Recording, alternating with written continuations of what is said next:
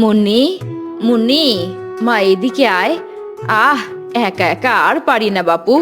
কি হলো মা, ডাকছো কেন গো? বলছিলাম শাকগুলো একটু বেছে দে না মা, ঘরের সব কাজ সামলে নিয়ে এগুলো কি আর পেরে উঠি বল। আচ্ছা দাও দেখি, আমি বেছে দিচ্ছি।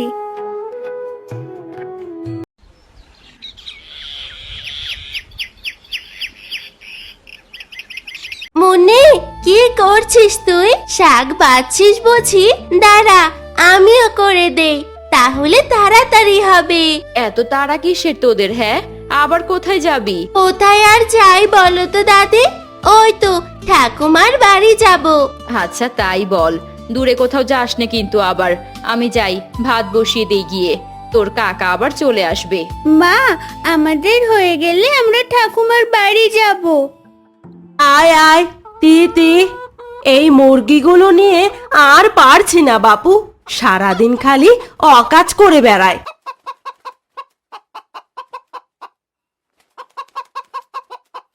আর আরেকজন এখনো নাক ডেকে ঘুমাচ্ছে। বলি, ঘুম হলো তোমার? কথা কি কানে যায় না নাকি? বলি, ঘুম হলো তোমার? দাঁড়াও, এইভাবে কাজ হবে না। বাহ, এই শীতের ভিতর দিব্যি নাক ডেকে একটু ঘুম দিয়েছিলাম, দিলে তো, ঘুমটা চটকে দিলে তো।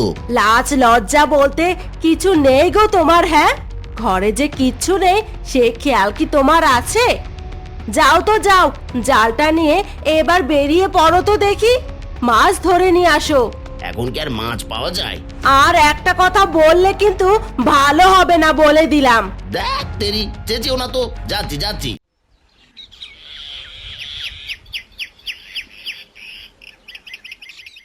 তোমার কাছে না এলে যেন আমাদের দিনটাই কাটে না গো ঠাকুমা। আর তোদেরকে না দেখলে আমারও যে বড্ড একা একা লাগে রে। শীত তো পড়েই গেল ঠাকুমা, পিঠা কবে খাওয়াবে বলো তো? এই তো সবে শীত পড়ছে পড়ছে ভাব, পিঠে খাওয়ার মজা হলো কনকনে শীতে। চিন্তা করিস না, শীত বেশি হলে আমি তোদের পিঠে বানিয়ে খাওয়াবো।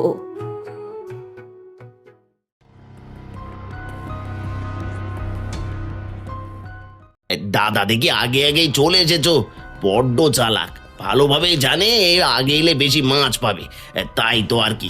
না না, আমিও যাই দেখি তাড়াতাড়ি, কপালে না হয় চুনো ফুটেও জুটবে না, তারপর আবার গিন্নির চেঁচামেচি শুনতে হয়।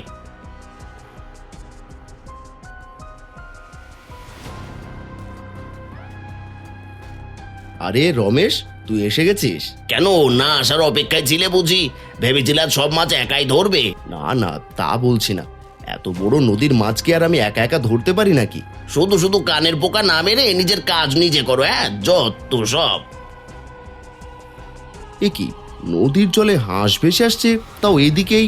এ কি, হাঁসটা তো অসুস্থ, তাই তো বলি এদিকে কেন এগিয়ে আসছে? নিশ্চয়ই ওর সাহায্য প্রয়োজন। আদিক্যতা দেখো, মাছ ধরা বাদ দিয়ে এখন আবার হাঁসের সেবা যত্ন করছে। অসুস্থতা সবারই হয়, মানুষ ও পশু পাখির।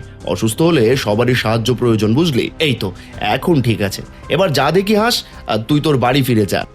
বোকার মতো হাঁসটা ছেড়ে দিলে তো, এবার এই হাঁস আমি নিয়ে যাব। এই হাঁস নিয়ে গিয়ে তুই কি করবি? হাঁসটা অসুস্থ, ওকে ছেড়ে দে, তাই ভালো হবে। এই আমি তোমার মতো বলদ নাকি, হাতের কাছে হাঁস পেয়ে ছেড়ে দেবো? এইটা আজ গিন্নিকে বলবো রান্না করতে। হাটে হাঁসের দাম জানো তুমি? না, আজ আর মাছ ধরতে হবে না, যাই তাড়াতাড়ি এটা বাড়ি নিয়ে ফিরে যাই।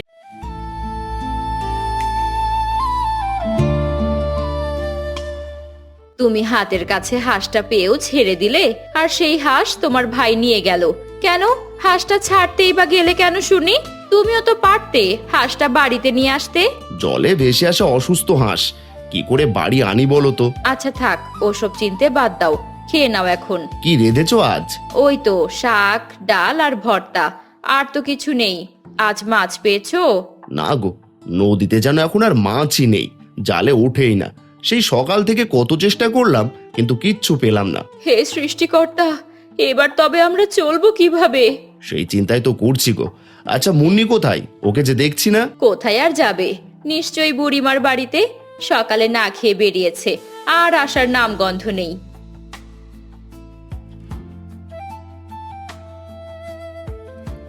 ঠাকুমা, তোমার হাতের রান্নার কোনো তুলনা হয় না।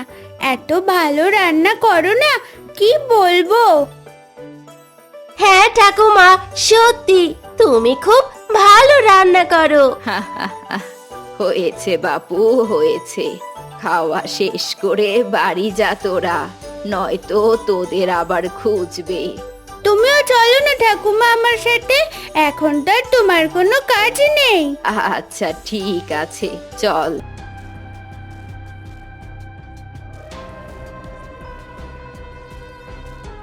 ভাগ্যিস বুদ্ধি করে হাঁসটা ধরেছিলে।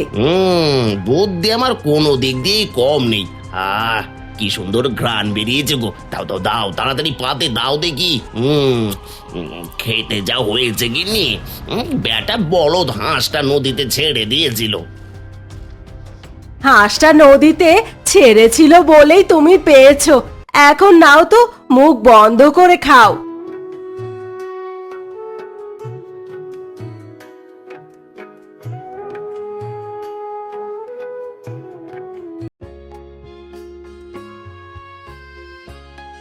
কি রে বাপ, কি হয়েছে তোর? এভাবে মাথায় হাত দিয়ে বসে আছিস কেন? এভাবে বসে থাকা ভালো না। কপালে ভালো কিছু আর কি হবে বুড়িমা, আমার তো কপালটাই পোড়া। এভাবে কেন বলছিস? কি হয়েছে আগে বল। কি আর হবে গো বুড়িমা, ঘরে যে 4 পয়সাও নেই, আর ওদিকে নদীতেও নাকি এখন আর মাছ পাওয়া যায় না। সংসার কিভাবে চলবে সেই চিন্তায় এই হাল। মাছ ধরা ছাড়া অন্য কোনো কাজ খুঁজতে হবে। মাছ ধরে তো আর সারা জীবন চলে না, তাই না? তাহলে কি করব বুড়িমা, তুমি বলো দেখি, আমার তো মাথা কাজ করছে না। আচ্ছা, তুমি তো বললে হাঁসটা নাকি নদীর জলে ভেসে এসেছিল, তাহলে আমরা যদি হাঁস পালন করি তাহলে কেমন হয়? হ্যাঁ, বুদ্ধিটা কিন্তু খারাপ নয়। হাঁস যদি নদীর ধারে পালন করা যায় তবে অনেক উপকার আছে। আলাদা করে পুকুরের প্রয়োজন নেই। পাগল হলে তোমরা? হাঁস যদি নদীর জলে ছেড়ে দিই, সে কি আর ফেরত আসবে?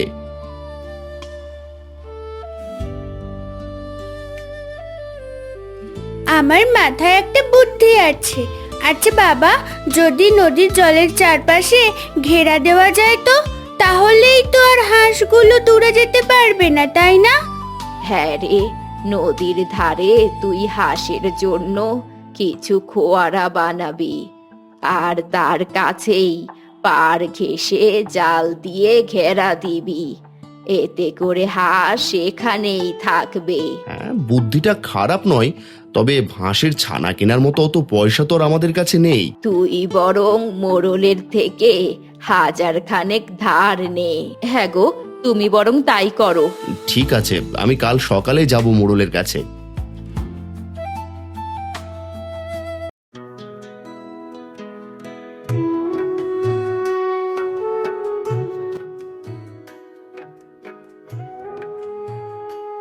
মোড়ল মশাই, বড্ড বিপদে পড়ে আপনার কাছে এসেছি। কেন রে, কি বিপদ হলো আবার? এই বিপদ আর কি হবে, নিশ্চয়ই পয়সা চাইতে এসেছে। তাছাড়া এদের আর কি কাজ বলুন? কালু, তুই চুপ কর দেখি। বল বল, তোর কি সাহায্য লাগবে? মোড়ল মশাই, আপনি তো জানেন আমি নদী থেকে মাছ ধরে তা বাজারে বিক্রি করেই চলি, কিন্তু ইদানিং আর কোনো মাছ পাওয়া যাচ্ছে না। বলছিলাম কি মোড়ল মশাই, এভাবে তো হাত গুটিয়ে বসে থাকা যায় না, কিছু একটা তো করতে হবে, আর তার জন্য পয়সা দরকার। আপনি আমায় 1000 খানেক পয়সা দিন, আমি 4 মাসের ভিতর আপনাকে তা ফিরিয়ে দেব। 1000 খানেক? তা সে পয়সা দিয়ে কি করবি শুনি? হাঁস পালন শুরু করব মোড়ল মশাই। দেখলেন তো কর্তা, আমি বলেছিলাম না, এরা পয়সা চাওয়া ছাড়া আর কি বা করবে। বুঝলাম, ঠিক আছে, আমি তোকে পয়সা দেব, তবে শর্ত আছে। আপনি যা বলবেন আমি তাতেই রাজি আছি মোড়ল মশাই। ঠিক 4 মাসের শেষে আমার পয়সা পরিশোধ করতে হবে, না হলে তোর যে নদীর পাড়ের বাড়ির জায়গাটা আছে তা আমার নামে করে দিতে হবে। সাথে তোর সব হাঁসও। 4 মাসের ভেতর নিশ্চয়ই পরিশোধ করে দিতে পারবো। কি হলো, কি ভাবছিস? প্রস্তাবে রাজি হলে তবে আমি তোকে পয়সা দেব। জি কর্তা, আমি রাজি। আমি 4 মাসের ভেতরে দেনা পরিশোধ করে দেব।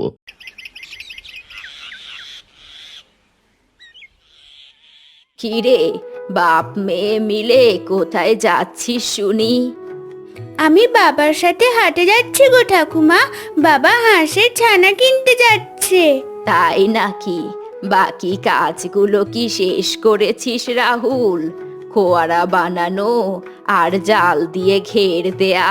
হ্যাঁ গো বুড়িমা, সেগুলো আগেই শেষ করেছি। মোড়ল মশাই থেকে 1000 খানেক পয়সা নিয়ে এসেছি। বলেছি 4 মাসের ভেতর ফেরত দেব। তবে তিনি আবার শর্ত দিয়েছেন। শর্ত? কি শর্ত দিয়েছে রে? মোড়ল তো এমনি সহজ সরল মানুষ না, প্যাচে ভরা মন তার। বলেছে যদি 4 মাসের একদিন দেরি হয় তবে আমার বাড়ির ভিটেখানা তার নামে করে দিতে হবে। সে কি রে, এই শর্ত শুনেও তুই রাজি হয়ে গেলি? আর 4 মাস হতে হতে হাঁসগুলো বড় হবে, সাথে ডিমও দেবে। এতে করে পয়সা পরিশোধ করতে দেরি হবে না। তুমি ভেবো না গো বুড়িমা, আমরা চলি।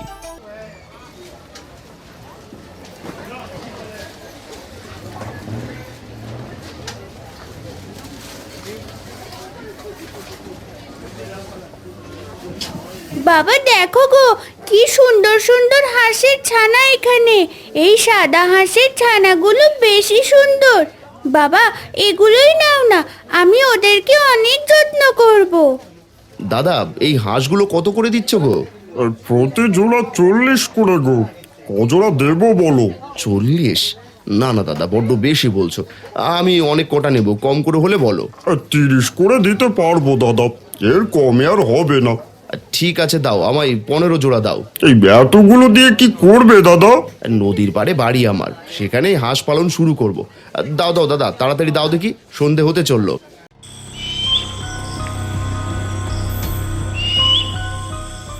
তুমি শুধু গিলেই যাও, কিছু করার তো আর মুরুত নেই তোমার। এই কি হলো? এই বলা নেই কওয়া নেই, হঠাৎ কথা শোনানো শুরু করলে যে? কি হয়েছে তা তো আগে বলবে নাকি? কথা শোনাবো না তো কি করব শুনি? তোমার ভাই তো হাঁসের ছানা কিনে এনে তা দিয়ে হাঁস পালন শুরু করেছে, আর তুমি কি করছো শুনি? সারাদিন গরুর মতো গেলা ছাড়া আর করোটা কি তুমি? সব সময় ওই দাদার সাথে তুলনা কেন করো বলো তো? তো করবো না, কিছু করার মুরুত তো তোমার নেই। বাপে যে কি দেখে তোমার সাথে আমার বিয়ে দিয়েছিল কে জানে। দেখ আবার শুরু করলো, ভাল লাগে না, সব সময় খ্যাট করেই যাবে। আরে রমেশ দা দেখছি। কি ব্যাপার রমেশ দা, এত রাতে এখানে বসে আছো যে? কপাল খারাপ বলে কি আর করব বল, ঘরে তো আর শান্তি নেই, তাই ঘর থেকেই বেরিয়ে এসেছি। কেন, কি হলো? এই বউ রাহুল দাদার কথা শুনিয়ে শুনিয়ে কান খেয়ে দিল একেবারে। আরে হ্যাঁ, ভালো কথা। এই তোমার ভাই তো কাল কর্তার কাছ থেকে 1000 খানেক পয়সা নিয়েছে, এই তা দিয়ে নাকি হাঁস পালন শুরু করছে শুনলাম। তার মানে গিন্নি সত্যি বলছিল? এই বেটা তো দেখি ভালোই উঠছে। কে জানে কর্তা কি ভেবে কে পয়সা দিয়েছে, কে জানে পরিশোধ করতে পারবে কিনা। না পারলে কর্তা বলেছে বাড়ি আর সব হাঁস তিনি নিয়ে নেবেন। একদম ঠিক হবে তখন। ওই দাদার জন্য আমি এত কথা শুনতে পারবো না, এর একটা ব্যবস্থা করতেই হবে দেখছি।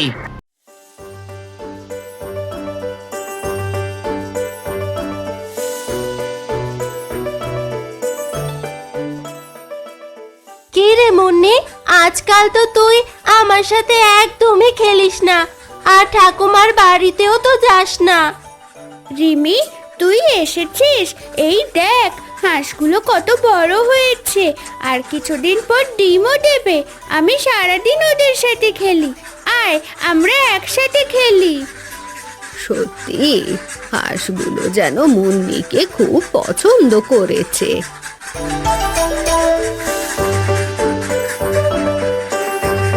তা করবে না বুড়িমা, সারাদিন তো এই হাঁস নিয়েই পড়ে থাকে। ভালো যত্নের কারণে হাঁসগুলো তাড়াতাড়ি বড় হয়ে যাচ্ছে। তা রাহুল কোথায় রে? তোমার ছেলে হাটে গেছে, এই এলো বলে। তুমি বসো না, আমি হাঁসগুলোকে একটু খাবার দেই। এভাবেই দিন কাটতে থাকে, হাঁসগুলো ধীরে ধীরে বড় হতে থাকে।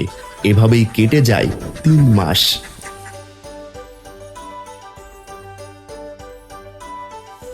কটা 3 মাস কিন্তু পেরিয়ে গেছে। ওই বেটা যে 1000 খানেক পয়সা নিয়ে গেল তা দেবে কবে? ভালো কথা মনে করিয়েছিস। ভাবছি একবার ওর বাড়িতে গিয়ে পয়সা চেয়ে আসবো। আপনি 1000 খানেক পয়সা তাকে এমনি দিয়ে দিলেন কর্তা? এই মোড়লের থেকে পয়সা নিয়ে কেউ পার পেয়েছে আজ অব্দি? শোন, আগে গিয়ে ওর অবস্থা দেখি, তারপর ব্যবস্থা নেব। বাবা বাবা বাবা, বেশ ভালোই হাঁস পালন হচ্ছে দেখছি। আরে মোড়ল মশাই, আপনি? লিপিকা, মোড়ল মশাইকে বসতে দাও। আরে না না, বসতে হবে না, দেখতে এলাম তোর অবস্থা কেমন। তা বলছি, আর তো কিছুদিন মাত্র আছে, আমার পয়সা ফেরত দেওয়ার কথা মনে আছে তো? নিশ্চয়ই কর্তা, সে কথা আমি ভুলি কি করে। ঠিক সময় মতো আপনি পয়সা পেয়ে যাবেন। পেয়ে গেলেই ভালো, নয়তো যা বলেছি মনে আছে তো? হ্যাঁ কর্তা, আপনি একদম চিন্তা করবেন না। ঠিক আছে, চললাম তবে।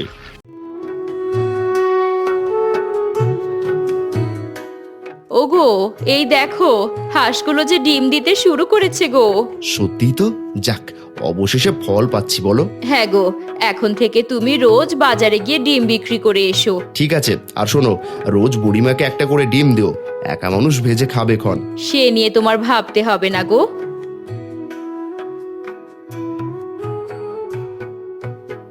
না না না না, এইভাবে চলতে থাকলে তো ব্যাটা আমার পয়সা পরিশোধ করে দেবে, আর আমি ওই জমিও নিতে পারবো না। এই সে তো আমি অনেক আগে থেকেই জানি।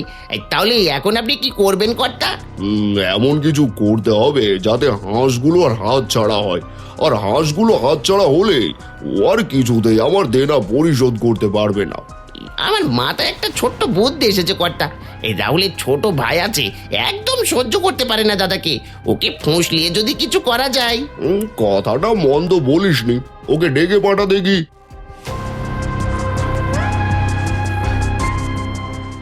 এই মোড়ল মশাই, আপনি আমাকে ডেকেছেন, কোনো কাজ আছে? কাজ তো আছে, যদি সেই কাজ ঠিক মতো করতে পারিস তবে তোকে পুরস্কার দেব। আর তা হলো, বুঝেছি মোড়ল মশাই, আর রাতেই হয়ে যাবে।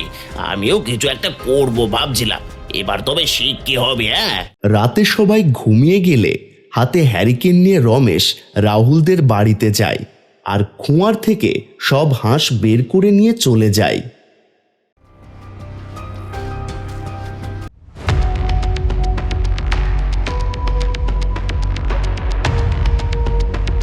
ওগো, কোথায় গেলে? সর্বনাশ হয়ে গেছে গো, ঘরে তো একটা হাঁসও নেই।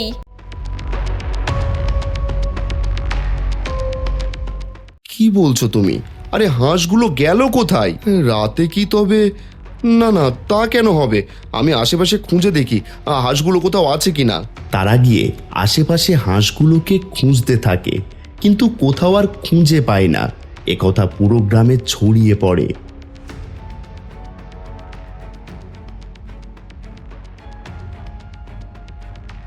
ওগো, শুনলাম মুন্নিদের সব হাঁস নাকি হারিয়ে গেছে। কেউ নাকি রাতের বেলা হাঁসগুলো খোয়ারা থেকে বের করে দিয়েছে। একদম ঠিক হয়েছে, বেশি উঠছিল। হাঁস পালন করবে, একদম ঠিক হয়েছে। এবার মোড়লের পয়সাও পরিশোধ করতে পারবে না, আর বাড়িটাও হাত ছাড়া হবে। সত্যি করে বলো, তুমি আবার কিছু করনি তো? দূর, আমি কিছু কেন করবো?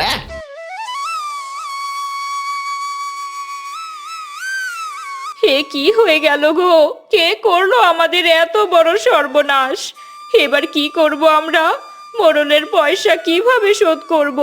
পয়সা না দিতে পারলে যে বাড়ির ভিটেটাও যাবে। মা, হাঁসগুলো কি আর ফিরে আসবে না গো? ওদের ছাড়া যে আমার একদম ভালো লাগছে না। তোরা এভাবে ভেঙে পড়িস না, দেখবি সৃষ্টিকর্তা একটা না একটা উপায় ঠিক করে দেবেন। কটা দিন দেখ বাপ, নিশ্চয়ই একটা উপায় খুঁজে পাবি তোরা। কি শুনলাম রে, তোদের সব হাঁস নাকি হারিয়ে গেছে? এবার তো আর আমার পয়সা ফেরত দেওয়ার কোনো উপায় নেই। কিভাবে ফেরত দিবি পয়সা? আর তো মাত্র কটা দিন। আমরা নিশ্চয়ই কোনো না কোনো উপায় খুঁজে নেব মোড়ল মশাই। একদিন দেরি করলে এই ভিটে মাটি কিন্তু আমার হবে। যা করার তাড়াতাড়ি করিস তোরা। এই যা চাল চেলেছেন কর্তা, এবার ওই ভিটে মাটি হাত ছাড়া হওয়া ছাড়ার কোনো উপায় নেই। ঠিক বলেছিস কালু।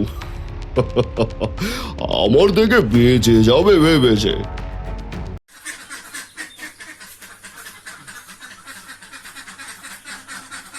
মা, আমি হাঁসের ডাক শুনেছি।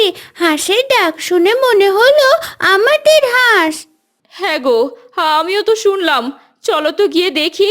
ওরা তাড়াতাড়ি বেরিয়ে দেখে সব হাঁস আবার তাদের বাড়ির উঠোনে জড়ো হয়েছে। মা, বাবা, আমাদের সব হাঁস যে ফিরে এসেছে গো। ওপরওয়ালা ওপরওয়ালা মুখ তুলে চেয়েছেন গো। কথায় আছে না, রাখে ওপরওয়ালা তো মারে কে। ওরা হয়তো পথ ভুলে গিয়েছিল গো। তাড়াতাড়ি ওদের খেতে দাও, এরপর খোয়ারে তোলো। হ্যাঁ হ্যাঁ, তাই করছি।